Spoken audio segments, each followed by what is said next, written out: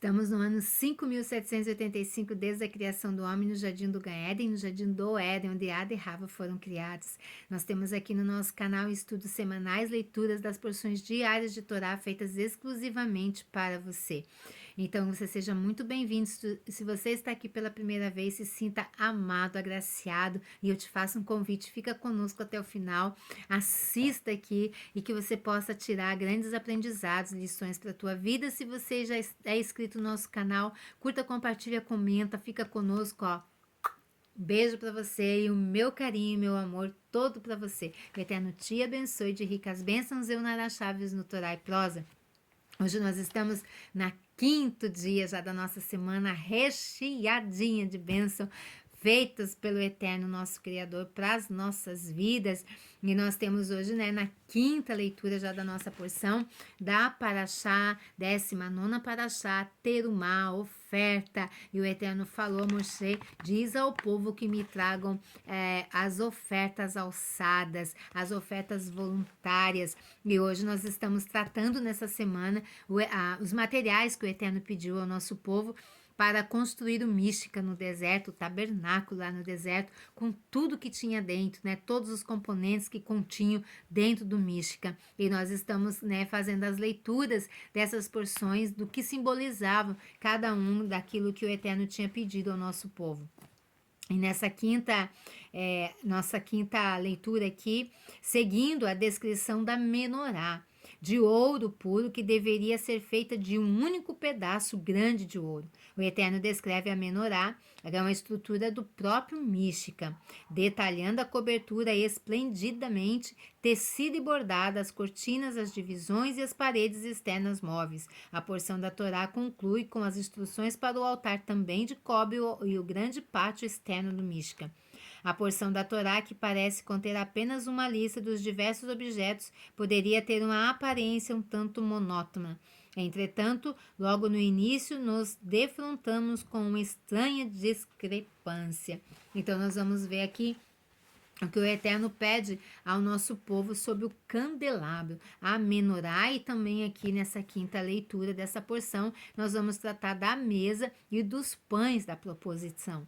Então, aqui o candelabro, a menorá, o Eterno ordenou a Moshe que colocasse uma menorá, um candelabro, perto da mesa do tabernáculo, e explicou a Moshe: será de ouro maciço e terá 7 braços, todos os braços terão 3 tipos de ornamentos: a taça, o botão e a flor. Olha que lindeza que era, né? E que é. Nós encontramos as réplicas, os modelos hoje da menorá. Toda a menorá, inclusive os ornamentos, deve ser feito de um bloco único de ouro sólido. No alto de cada braço deveria haver uma lâmpada, um pequeno recipiente para conter o azeite e o pavio. Moshe não sabia como fazer a menorá. Então o Eterno mostrou-lhe uma visão celestial de uma menorá de fogo branco, vermelho, verde e preto. O Eterno também explicou-lhe sua construção. Não obstante, Moshe encontrou dificuldade em executar o comando de Elohim. Por isso, o Eterno disse a Moshe: tudo o que precisa fazer é atirar a barra de ouro no fogo. Dê-lhe um golpe com o martelo e uma menorá pronta emergirá. Moshe pegou um bloco de ouro, jogou no fogo e rezou: Mestre do universo, o ouro está no fogo, faça com ele conforme o seu desejo. Imediatamente uma menorá completa apareceu do fogo. É assim que o Eterno tipicamente realiza milagres. Primeiro, o homem deve fazer aquilo que ele pode. Então, o Eterno vem e o ajuda. Similarmente, na abertura do Mar Vermelho, o Eterno ordenou que Moshe abrisse as águas erguendo seu cajado. E foi apenas depois que Moshe o fez que o Eterno realizou o poderoso milagre. No Egito e através dos anos no deserto, Moshe realizou atos de resultar em um milagre. O Eterno é quem realiza o milagre, porém ele quer que o homem dê o início. Então, olha a lição lindíssima que fica para nós. Não é nós simplesmente cruzarmos os braços e ficarmos esperando que o Eterno vai fazer o milagre. Não, nós damos o primeiro passo. Aquilo que está ao nosso alcance, ao teu, ao meu alcance, a gente vai e faz. E daí a gente diz ao Eterno, Eterno, agora é com o Senhor. As minhas possibilidades esgotaram. Tudo que eu tinha para fazer, eu me esforcei e fiz. Agora é com o Senhor. E aí nasce o milagre. O milagre não se explica, ele simplesmente acontece. O milagre da luz no meio da menorá. Quando o correio enchia as 7 lâmpadas na menorá de azeite à tarde, vertia a mesma quantidade de azeite em cada uma. Na manhã seguinte, 6 das luzes se haviam consumido, mas a luz do meio estava acesa. O correio utilizava a luz do meio para acender as outras 6 luzes, e então apagava a luz do meio e voltava a acendê-la. O Eterno milagrosamente mantinha constantemente acesa a luz do meio. Mas o que a menorá simbolizava?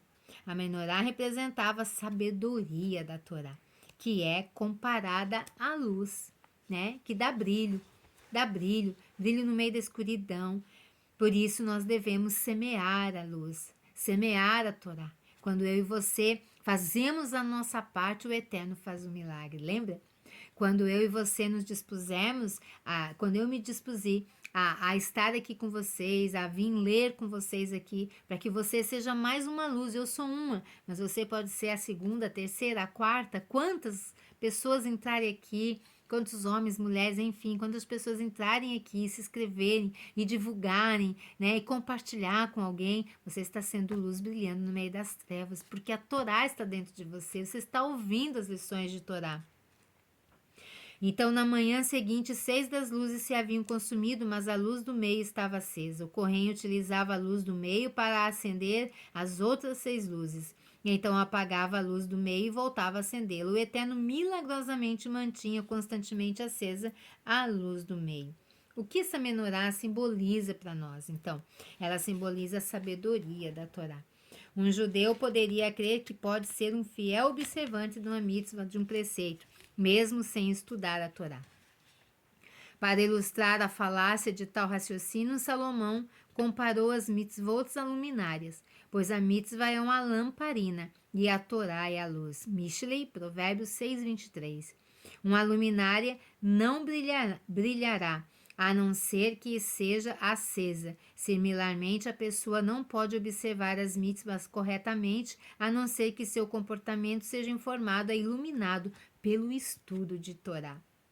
Aquele a quem falta conhecimento de Torá está fadado a tropeçar. Por quê? Porque não tem a luz da Torá. Um homem estava andando à noite num beco escuro e sombrio. Logo tropeçou numa pedra e então caiu num poço aberto e teve diversas fraturas pelo corpo todo. Somente aquele que estuda a Torá porta uma brilhante luz que o alerta sobre os poços espirituais encontrados na jornada da vida. É importante notar que a menorá ficava localizada fora do Santo dos Santos. Isso demonstrava claramente que a arca e tudo o que estava o que esta representa não requeririam luz. A Torá é a sua própria luz. A fim de obter ouro absolutamente puro para os menorotes, no templo sagrado, o rei Salomão purificou o ouro 1000 vezes. O rei Salomão colocou 10 menorotes no templo sagrado, pois este era a tradição que recebeu de Moshe. Havia, portanto, no total 70 lâmpadas no templo sagrado, pois cada menorá consistia de 7 braços, e isso simbolizava que as 70 nações do mundo eram obrigadas a cumprir as 7 leis de Noé, ordenadas por Elohim a toda a humanidade. O que aprendemos do fato de menorá foi talhada de um bloco sólido. Toda a menorá, inclusive os braços e adornos, eram talhados de um grande bloco de ouro. Isto nos sugere que todas as explicações da Torá dadas por todos os sábios de todas as gerações estão contidas na Torá que Elohim ensinou a Moshe. Não há nenhuma explicação que os sábios posteriores tenham transmitido que não esteja, de alguma forma, sugerida na Torá. Os sábios posteriores apenas revelaram o que se encontra na Torá. Para nos ensinar este conceito, o Eterno ordenou que todos os detalhes da menorá fossem talhados no mesmo bloco de ouro.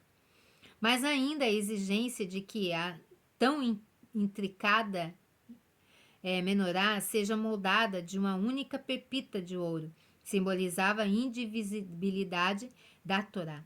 A vida judaica deve ser construída sobre um conjunto de valores. Não pode ser uma miscelânea de componentes e peças separadas, enxertadas juntas para servir à conveniência de qualquer um.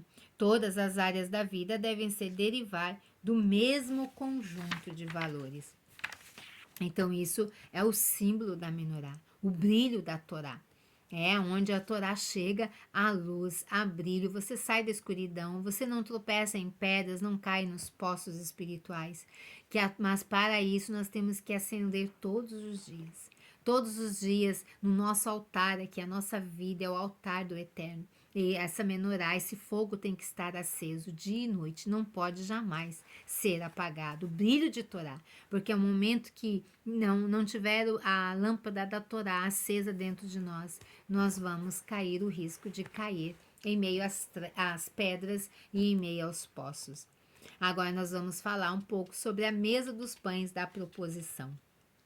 Após a arca, o Eterno ordenou a Moshe: faça uma mesa e ponha na seção Kodesh do tabernáculo. Sempre deve haver 12 fornadas de pães sobre a mesa.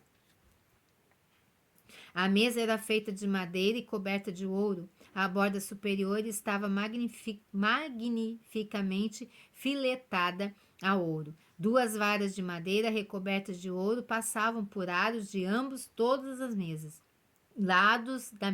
Por ambos os lados da mesa. A mesa também possuía 5 prateleiras para acondicionar os pães. Os pães da proposição. Como é que eram os pães da proposição? O Eterno instruiu a Moshe: você deve colocar 12 formas de pães sobre a mesa. Estes pães têm o nome de Rapanim faces, derivado do fato de que possuem 2 faces. Eram moldados em forma de uma matzá grossa e quadrada, com ambos extremos dobrados para cima.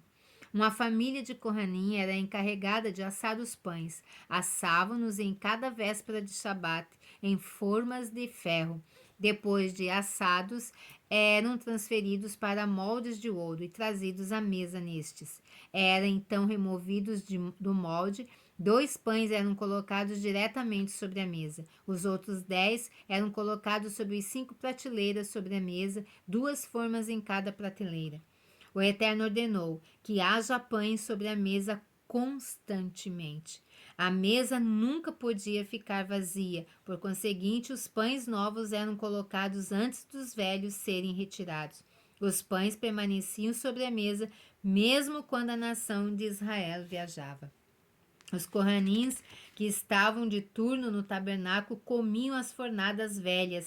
Era difícil crer que estes pães já tinham uma semana, pois quando os pães eram retirados da mesa, depois de uma semana, nunca estavam duros, rançosos ou mofados. Tinham o sabor de frescos, como se tivessem acabado de sair do forno. Sobre a mesa também se colocavam 2 tigelas cheias de levoná, uma especiaria. Cada Shabat, antes que os Kohanim comessem dos pães, as especiarias eram queimadas e desprendiam aromas deliciosos. Somente depois era-lhes permitido comer dos pães. Mas qual era o símbolo da mesa da preposição? Essa mesa simbolizava que o Eterno criou o mundo, trouxe o universo à existência a partir de um vácuo absoluto. Ou seja, criou algo do nada. Desde então, quando deseja realizar uma multiplicação miraculosa, ele faz com que isto flua de algo já existente e não mais algo proveniente do nada. A mesa era o meio através do qual a bênção dos alimentos fluía para o mundo interior. O Eterno, por isso, ordenou que esta jamais deveria ficar vazia, pois a sua bênção paira apenas numa matéria com substância. Ao recitar a bênção após as refeições, nunca deve-se deixar a mesa sem alimento algum, uma vez que a bênção de cima não paira sobre uma mesa vazia. Uma outra manifestação mais visível deste milagre: O Talmud relata que um Kohen que tivesse comido mesmo um pequeno pedaço do pão da proposição sente-se-ia totalmente satisfeito. O pão se tornava abençoado em suas entranhas. Enquanto o templo sagrado existia, a mesa irradiava bênção para os alimentos da terra de Israel inteira. Mesmo quando o povo Irudim semeava pouco, colhia enormes quantidades. No tabernáculo no deserto havia uma única mesa. O rei Salomão colocou 10 mesas no templo sagrado, pois havia recebido isto como tradição do Moshe.